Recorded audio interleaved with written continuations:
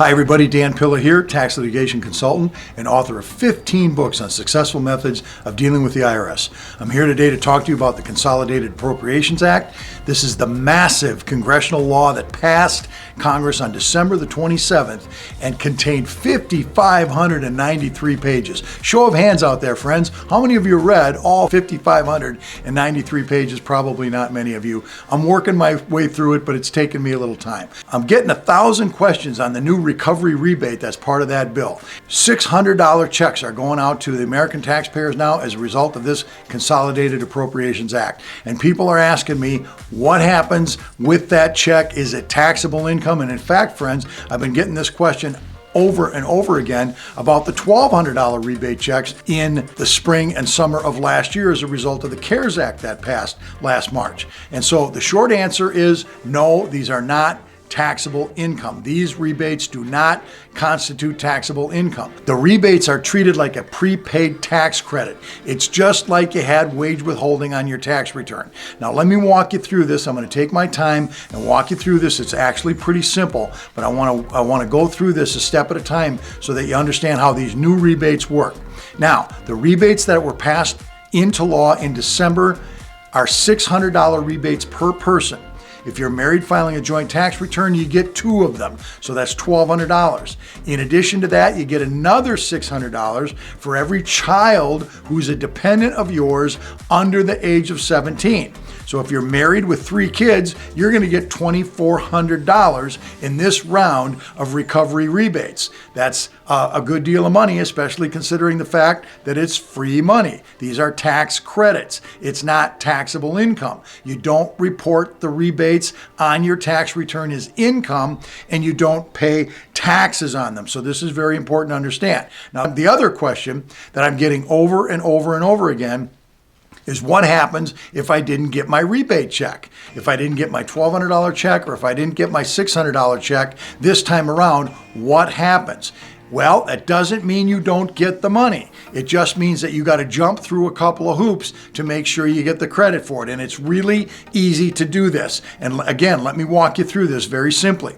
The 1040 tax return for 2020 has a line on it that allows you to report a recovery rebate that you did not get. You're entitled to the rebate, but you didn't get it. Now, I'm going to show you the 1040 form on the screen here as I talk about it. If you look at page 2 of the Form 1040 and you look at line 30, it says right there, recovery rebate credit, see instructions. So what happens is if you did not get your check, you're going to work your way through a simple worksheet that's going to get you to the bottom line of what that recovery rebate is. You're going to put the information on the worksheet that it's asking for, your marital status, the number of kids in your family, and so on, and then you're going to complete the information. Now, the IRS is going to mail out a notice 1444. That's 1444. For those of you that received a rebate, that form or notice 1444 is going to tell you exactly how much they sent you. If you didn't get the rebate, then you're going to fill out this form based on that, based on the information that it asks for, family size and so forth. The worksheet is also going to ask you about your income, friends. So you got to put your income down because remember, these recovery rebates are capped at certain income levels. If your income is above a certain level, you do not get the recovery rebate. All right, so for married filing jointly, if your income is above $150,000, that rebate phases out. For a single person, if your income is above $75,000, that rebate phases out. So once you've worked through the worksheet, you're going to put the bottom line answer on line 30 of Form 1040, and that's going to be your recovery rebate. Now, here's the beauty of this. It's like somebody else paying your taxes.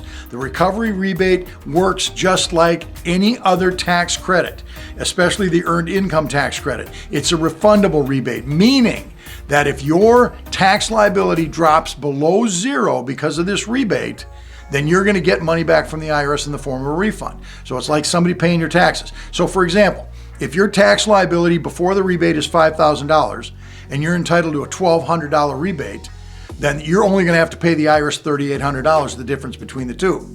If your tax liability is, let's say, $1,500 and you're entitled to an $1,800 rebate, you're going to get a refund from the IRS. All right, you're going to get a $300 refund from the IRS in that situation. So don't panic if you didn't get a check in the mail.